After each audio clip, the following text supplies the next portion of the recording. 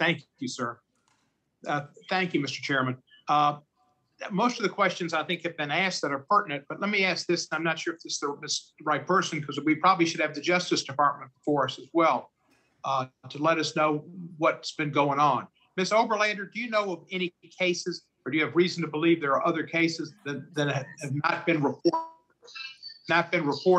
where there have been surveillance that would concern the American public in this committee?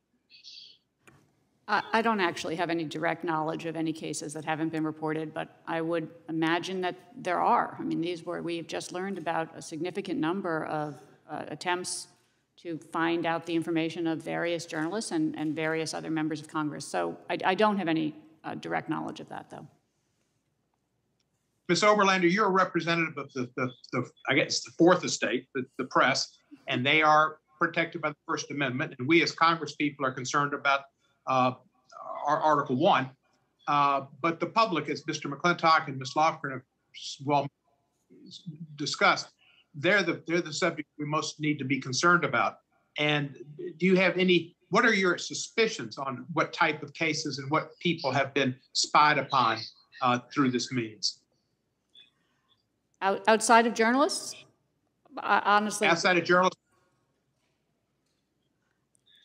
Actually, I mean, I am a representative of the Fourth Estate here, and I am unaware of whoever else may or may not have been spied upon outside of the media.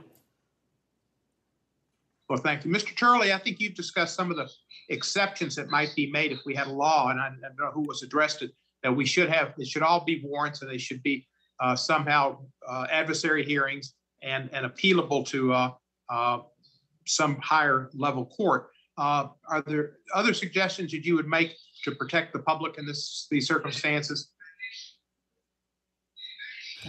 My testimony actually does contain some initial suggestions. It's very important, I think, to address the standing issue. We've had cases in which people, particularly media, have tried to get this issue into court, and they've just been told you don't have standing, which is completely bizarre, because this goes directly to who the media is and trying to protect their constitutional function. There's also limitations on appeal that you can look at. I think you can also, in drafting language, create more of a legislative presumption that applies in these cases to make it clear to courts that the default position should be not to have a gag order. A default position should be not to have these secrecy issues. To give you an example, the important thing here is remember that prosecutors are rational actors. Many are my good friends. I litigate against them, but they are rational actors and they follow the path of least resistance. And if you take a look, for example, at studies with the national security letters, from 2000 to 2005, the number of national security letters went from 8,500 to 47,000. Now, you only have that exponential growth if it is the path of least resistance. You have to make that path a little more difficult. Well, I agree with you. We need to make it more difficult. We need to protect the citizens. And what concerns me, and I think we're going to have a briefing from the Justice Department after the break, is when did they know the new team, and what did they know about these intrusions on the Congress and the press and the gag orders? Did they only come to the public's attention after the New York Times had reported them? And if so, if they had knowledge beforehand and waited, didn't plan to make this public, then I've got concerns. And I think that I have faith in Merrick Garland. I have faith that he'll change the Justice Department, some of the personnel, to get it to be more transparent. But it would be just disturbing to think that they had this information and only but for the New York Times reportage was this forthcoming to the public about the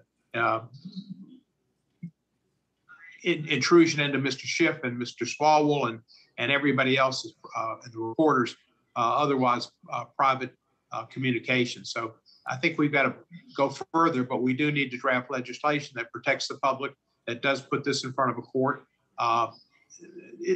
Professor Turley, do you think there ought to be is there just one court that issues these, or are there many courts?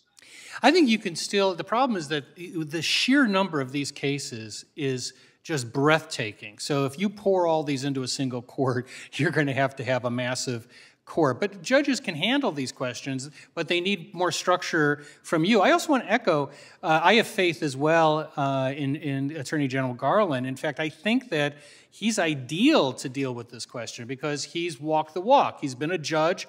He's dealt with these types of docket issues. He's now at the head of the Justice Department. I think that he could be a really terrific ally if he means what he says, and we can try to solve this problem. But in the past, the Justice Department has not been a faithful ally. I must tell you, 15 years ago we talked about this, and the Justice Department was opposed to shield laws and a lot of these provisions. But I do have faith in General Garland. I'm hoping that faith is well established. Time of the gentleman has expired, Mr. Masson. In my last, Mr. Chairman, I'd just like